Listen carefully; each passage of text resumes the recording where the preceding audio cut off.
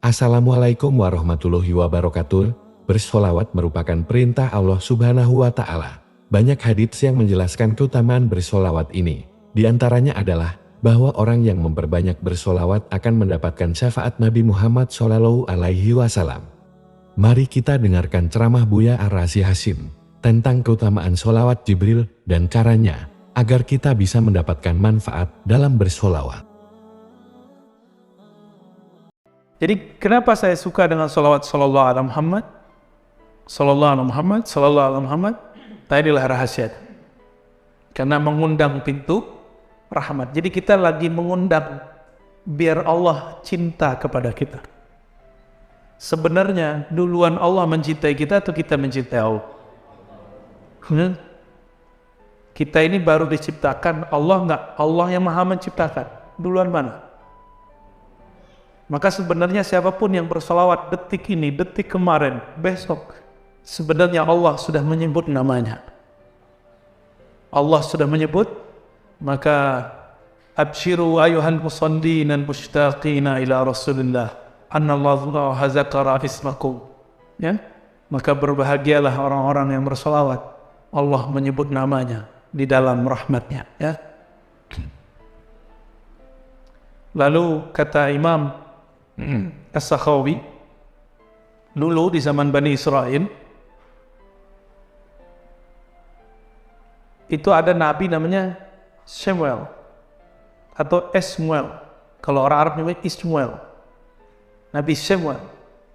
Nabi ini kalau perang pasti menang, sehingga dikira dia ini dukun. Oleh musuhnya dibilang itu penyihir itu. Ayo kita kerjain dia.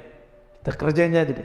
Akhirnya beliau ini dibuatlah semacam konspirasi untuk menjebak Nabi Samuel. Tapi beliau tenang aja. Cukup bawa 40 orang, lawannya banyak. Kata teman-temannya ini, kawan-kawannya Nabi Samuel ini, sahabat-sahabatnya, kita mau gimana nih? Kita udah kepung. Kata Nabi Samuel, Qulu sallallahu alaihi Muhammad.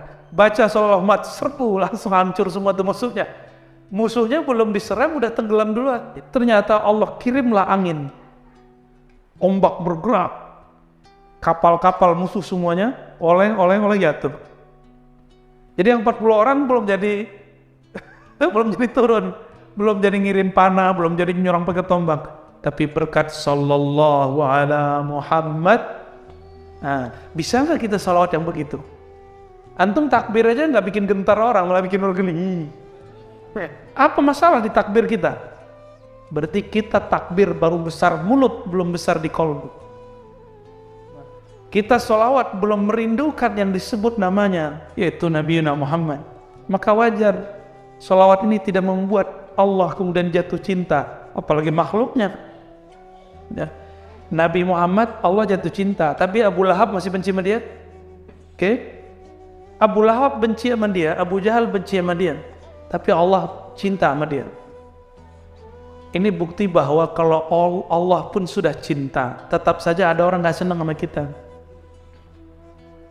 Emang Allah cinta sama kita ya? Cintalah.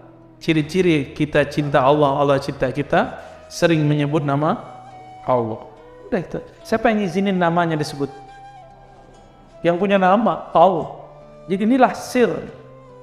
Allah tidak izinkan siapapun menyebut namanya, kecuali kolbunya bergetar, ada kerinduan, ada syahdu namaku. Terakhir sebelum baca kitab Mukhtasar Ihya, Imam Al-Hafiz As-Sakhawi.